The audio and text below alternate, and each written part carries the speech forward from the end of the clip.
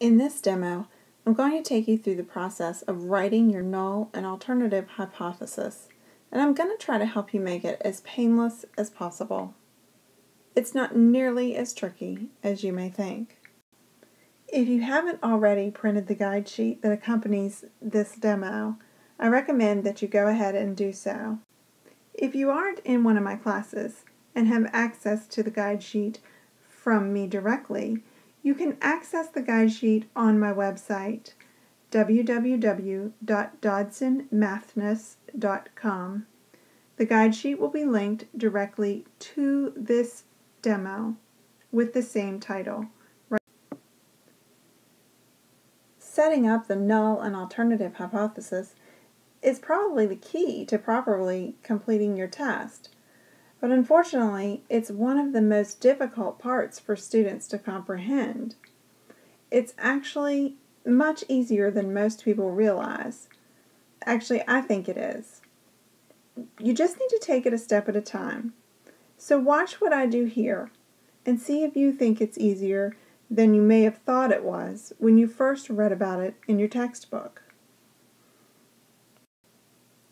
So the first step is going to be read your problem and write down what the claim is. What are we trying to accept or reject or verify or validate? We want to write it down, what's being claimed, and we want to write it using symbols. In other words, we want to write in our math shortcut. We don't want to write out all of those words. So we want to look and find out if we're talking about a proportion. So if it's a proportion, we want to write using a P. If we're talking about means, we want to write using the mean symbol. And that's not very pretty, but you know, it's freehand, so there you go. Or maybe if we're talking about standard deviation or variance. So we are going to use our symbols. And aside from those symbols, we're also going to use our inequality symbols, and those are really, really key in this process. So we need to make sure we get those right. So I'm going to give you a few of the common translations from English into symbolism that you can keep handy and maybe refer to until you really get good at this. And if you want to always refer to them, then you can. So a few of those conversions might look a little bit like this. If you see something like at least, it's going to be greater than or equal to, like this one right here. If you see is equal to, well, that makes sense, it's the equal sign. Less than is the less than symbol. No more than is less than or equal to, and greater than is greater than. Most is one that's quite tricky. But most just means more than half. It's more than 50%. So if you see more than 50%, then it's most. So at most means less than or equal to, more than means greater than. And there are many others, but these are the most common that you will see.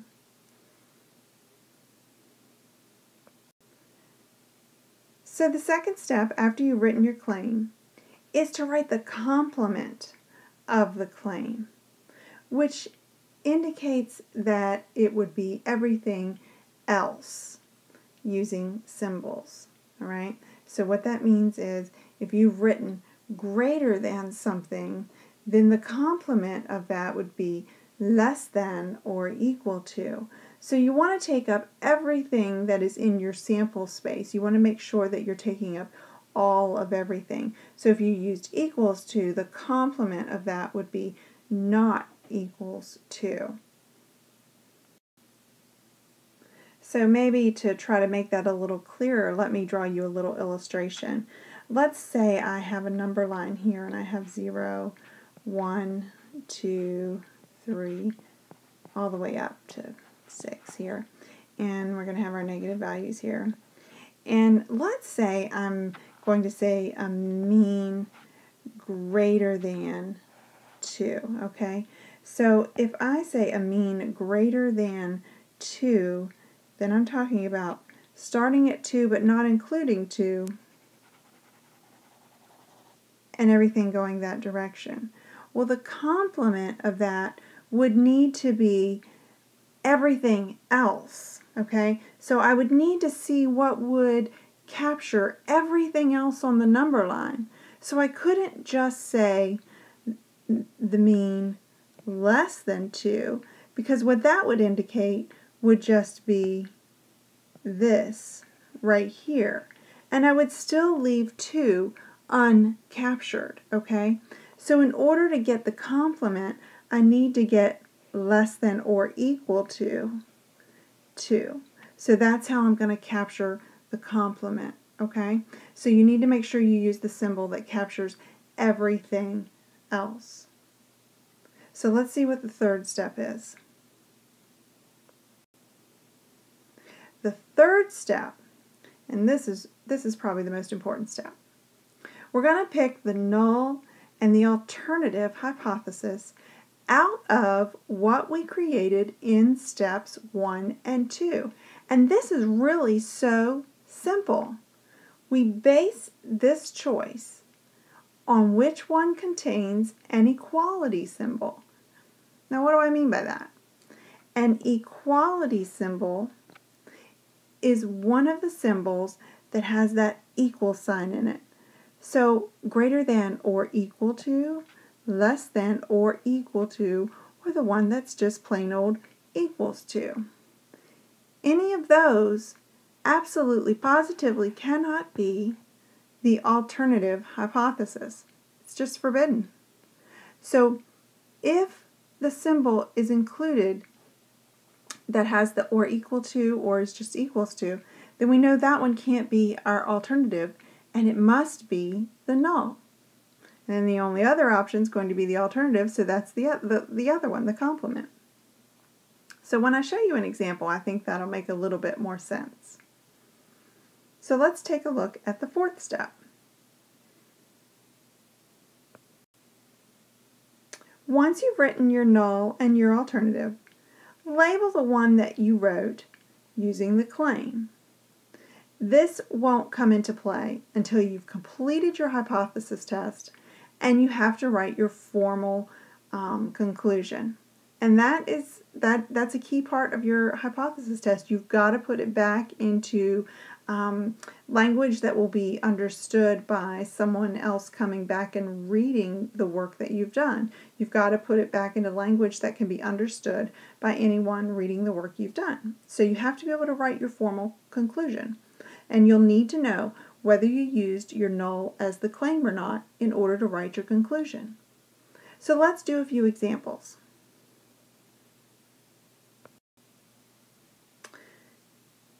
An analyst reports the mean life of a certain type of battery is not 74 months.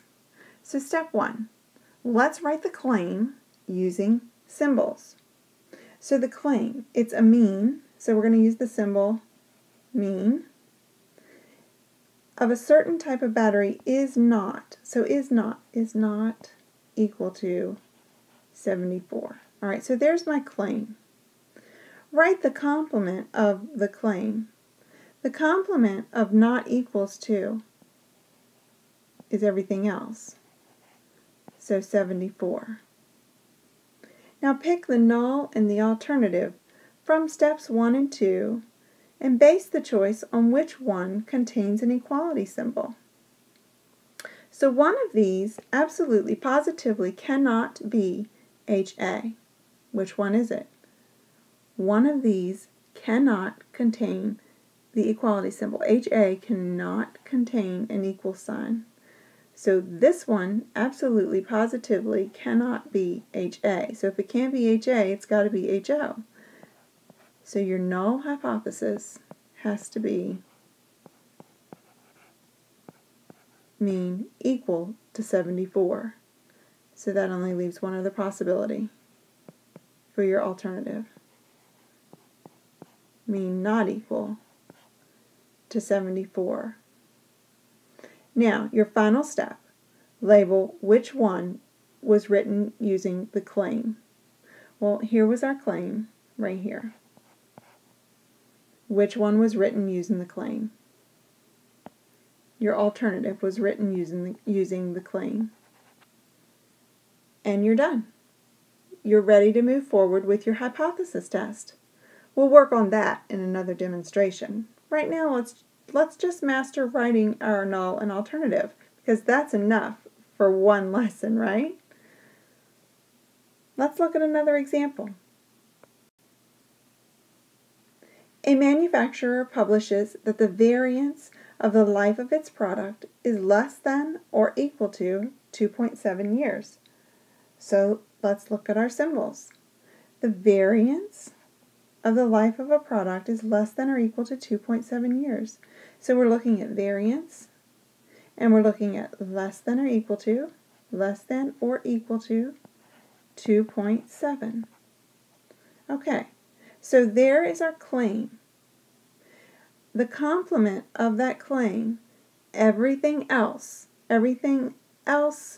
aside from less than or equal to, so variance greater than 2.7. So which one can't be our alternative hypothesis? This top one can't be the alternative because it contains one of the forbidden symbols. So that means it must be our null. So our null hypothesis is variance less than or equal to 2.7. And our alternative hypothesis is variance greater than 2.7. Now label which one was used to write your claim. The claim was less than or equal to. So in this case, the null was used to write the claim was used to write the null. I guess it doesn't matter which way I say it. Let's look at another one. A realtor publicizes that the proportion of homeowners who feel their house is too small is more than 24%. Write the claim using symbols. Well, in this problem, I'm talking about a proportion. So I'm going to use P.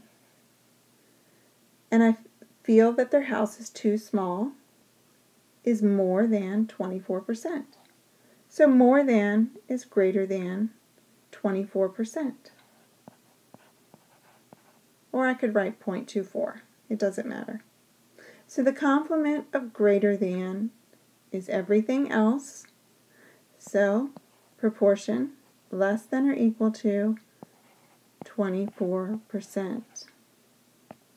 Now I use my forbidden symbols to figure out which one cannot be the alternative. This one cannot be the alternative, so it must be the null. So the null hypothesis, I cannot speak, the proportion is less than 24%. And the alternative, proportion greater than 24%. And label which one was your original claim. The original claim was proportion greater than 24%. So the alternative was written using the claim.